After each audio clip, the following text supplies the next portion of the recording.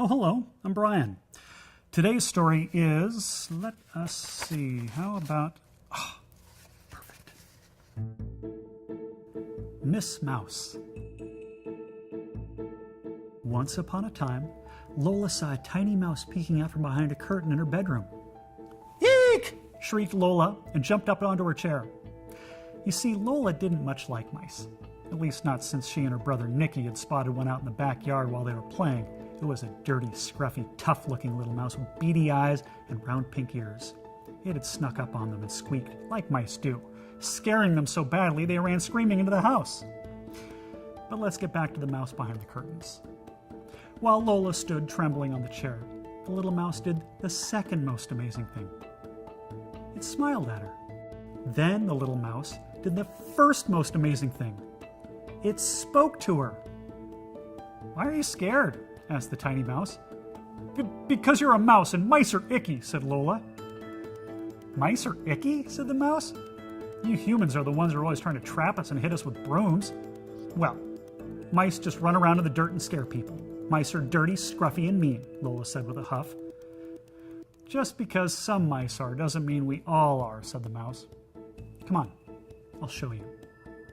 Lola slowly crawled down from the chair. "How?" she asked.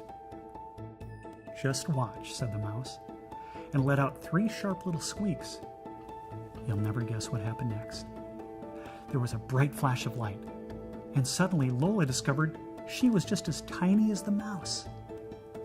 "How did you do that?" asked the suddenly itsy-bitsy Lola. "Magic," said the mouse with a wink. "Now, what's your name?" "My name's Lola. What's yours?" "You can call me Miss Mouse. Now, Lola, what's your favorite place in the whole world?" "Well, my favorite place is my house. I love it here." "Well then, let me show you my favorite place," said Miss Mouse. "So come along and don't dawdle. I have lots to show you." And with that, Lola and Miss Mouse crept off into the mouse hole hidden behind the curtains. Lola expected the mouse hole to be a dirty, dusty place with bits of leftover cheese. But what she found was a complete surprise. The first thing that surprised Lola was how clean and tidy it was.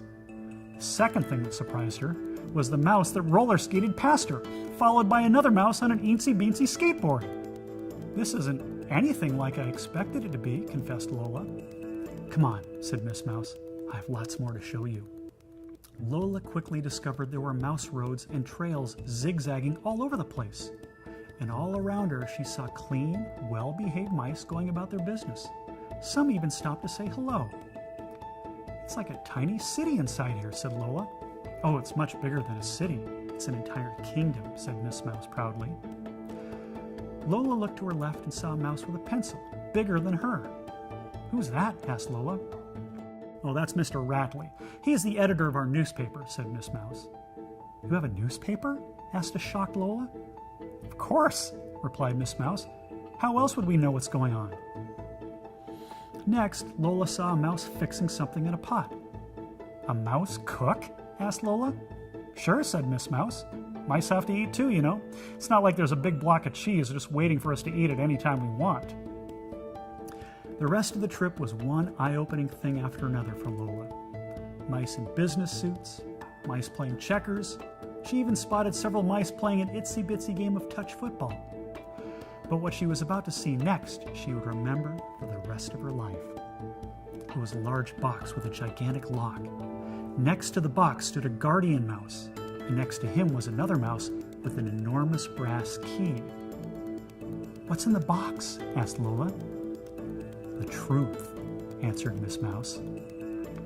Then she clapped her tiny paws 3 times. And out from behind a curtain, made from an old scrap of fabric, walked the most glorious-looking mouse Lola had ever seen. He wore a rich purple robe and a sparkly gold crown. When he stepped out, the guardian mouse, the mouse with the key, and Miss Mouse all bowed deeply. "Your Highness," said the bowing Miss Mouse, "may I introduce you to Miss Lola?" Lola curtsied before the royal mouse. Miss Mouse continued with her introduction.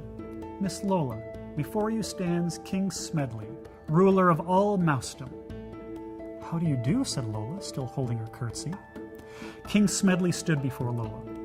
"So this is the one who thinks all mice are icky." Lola blushed and nodded sheepishly. "Do you still think that?" asked the king. "No, I don't think that anymore," said Lola. "Today I have seen that not all mice are dirty and scruffy." "And how will this help you when you return to your normal size?" asked the king. "Well, I have learned that you cannot judge others by their first appearances. You have to get to know them. Just because they may not look, talk, or act like you doesn't mean they're not nice and good." The king turned to the mouse with the giant key and nodded to him. The mouse took the key and inserted it inside the lock on the box. The room fell silent as he turned the key, while Lola nervously held her breath. And what do you suppose was inside the box?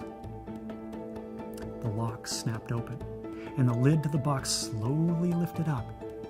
Instantly, the room was filled with dancing lights and shooting stars. They bounced around like fiery ping-pong balls, until just as suddenly, they all raced back inside the box, and the lid snapped shut.